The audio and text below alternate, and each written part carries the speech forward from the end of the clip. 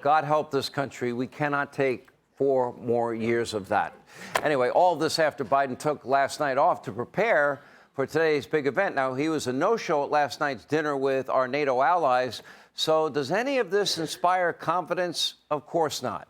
And neither does the leadership of Biden's Democratic pals out in California. Get this, a state assembly out there in California panel just blocked passage of a bill that would have increased the penalties for repeat child sex offenders. Repeat offenders. Here with reaction, the governor of a state where common sense matters, Kristi Noem of the great state of South Dakota. How are you, Governor? Good to see you. Thanks for having me on tonight, Sean. All right. I find it humiliating for our country. I can't help it. I love America, and to see this embarrassment day in and day out, I find it hard to watch. It makes me nervous. I watch these summits and I look at Biden up there and I get nervous because I realize how powerful it is to have a president of the United States up there and what a picture it sends to the world of the strength of our country.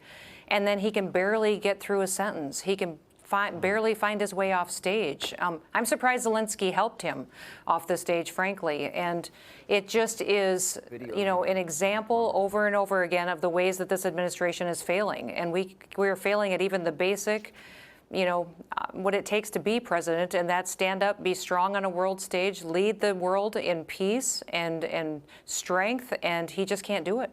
Governor, you're a mom. What would your reaction be if people in your state were blocking passage of a bill that would increase the penalties for repeat child trafficking offenders? What would your reaction as a mom be? Never mind, Governor. Yeah, no, I'm horrified by this. I can't believe it. I am a mom. I'm also a grandma of 2 little kiddos, and I can't believe that this would happen, that leaders would say these traffickers deserve a pass. They should be punished to the highest extent of the law and never be allowed to see freedom again because of what they do to the poor and the innocent children that are subjected to their kind of work. So, no, what goes on in California every day blows my mind. I feel like it's another world that operates out there and another mindset. I'm so grateful that South Dakota isn't like that and that we have people that still love each other, take care of each other, understand personal responsibility, and they make wise decisions and uphold the law. Governor, let me ask you, you recently started a campaign to bring jobs to the state of South Dakota. Part of it includes people that are, say, nurses or doctors that have licenses, that they would be transferable to your state. But more importantly, you talked about having the lowest unemployment in the country of any state, and you are looking for people to be employed there, and you have an apprentice program, correct me if I'm wrong, that starts people out at over $80,000 a year? Yes, we did. We started to recruit people to a state of South Dakota. We have the lowest unemployment rate in the history of the nation. We also have the fastest growing incomes over the last 5 to 10 year period. People here are doing well. We need more workers to fill our jobs. We've got businesses expanding, people moving here. And we've already seen this marketing campaign become the most successful marketing campaign that our state has ever tackled before. We've had thousands of people respond. The #1 state they're moving here from is California.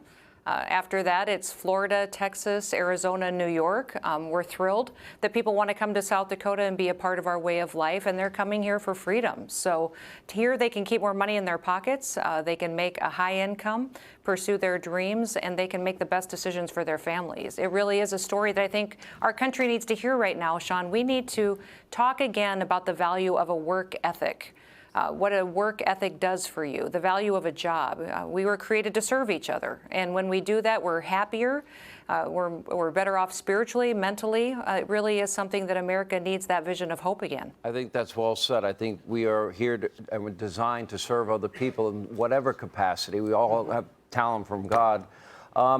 Last question, you probably won't like me asking it.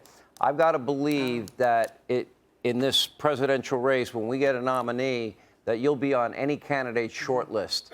Would you consider being vice president if the Republican candidate for president asked you? You know, we'll see. I'm focused on South Dakota. I do think we need a Republican president. I think we need the best Republican president. We need the best person that understands this job, will go out and fight for the American people every single day and not quit. So we need our policies back that bring prosperity back and deal with protecting our national security. My biggest challenge every single day is what China's doing to my state and this country. We'll fight to defend it. All right, Governor, great to have you. Congratulations on that successful program. Hey, Sean Hannity here. Hey, click here to subscribe to Fox News YouTube page and catch our hottest interviews and most compelling analysis. You will not get it anywhere else.